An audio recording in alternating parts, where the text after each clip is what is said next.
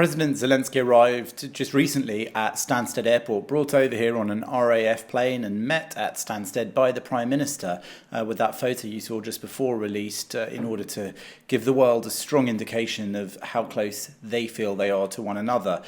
This is, as Britain announces, extra military support.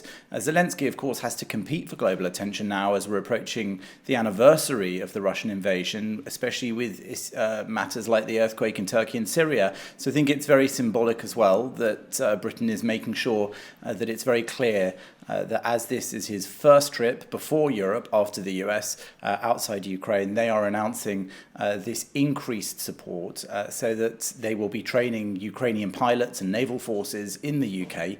And that training, the Prime Minister has said through a statement, will ensure that pilots are able to fly sophisticated NATO standard fighter jets in the future. And as part of that long-term capability investment, the UK will work with Ukraine and international allies to coordinate collective support to meet Ukraine's defensive needs.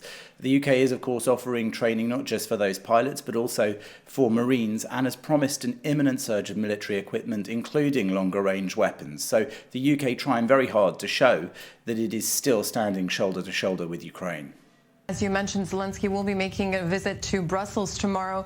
The only other trip Zelensky made abroad so far was to Washington, where he also addressed Congress. What's expected from Zelensky's speech at the Parliament today?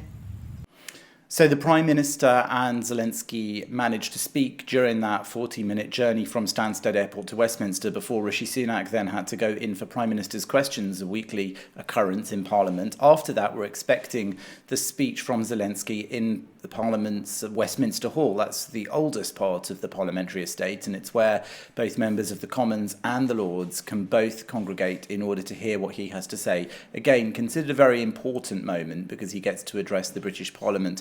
We're expecting him really to talk about how he's grateful for the support that Britain has shown. Britain has been in some ways leading some of the international response to the Russian invasion in Ukraine, and before that also with the annexation of Crimea. But he's also expected, as usual, to ask for more because the war is ongoing, and if at first it was seen as a special operation, as Vladimir Putin initially put it, it's certainly not that anymore. It's dragging on and seems to be something that has no sign of ending anytime soon.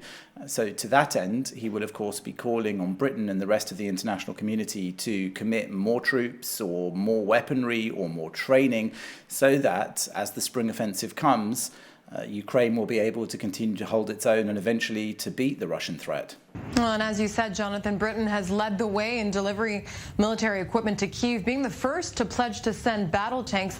Why is that? And how do you expect the British public is reacting? Well, I think there's a sense that actually more needs to be done, even in terms not just of tanks or weaponry or training, but also in terms of sanctions. And that's something that I think we'll be hearing about today as well, because the IMF has actually said that Russia's economy is going to grow this year, unlike the UK's. So the question remains why the sanctions haven't really been working as planned.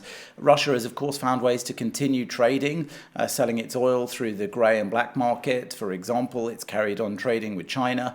And that's something that it's been very clever about in terms of bypassing the effect of some of those sanctions. And to that end, again, Britain has used the opportunity today of the visit of Zelensky to announce that not only is it helping in terms of weaponry and in terms of training, but there'll be new sanctions which should accelerate the economic pressure on Putin, undermining his war machine, and to help Ukraine prevail. And to that end, the Foreign Secretary said he's determined that, consistent with our laws, Russia should have no access to the assets that have been frozen until it ends once and for all its threat to Ukraine's territorial sovereignty and integrity. I think we'll also be hearing from Zelensky that while this is currently restricted to action in Ukraine on Russia's part, he wants to globalize this in a sense and to point out that if Russia is able to make progress and to win in Ukraine, nobody knows where it will stop, and that may then move the war further outside Ukraine's borders and become an even bigger problem for the rest of the world.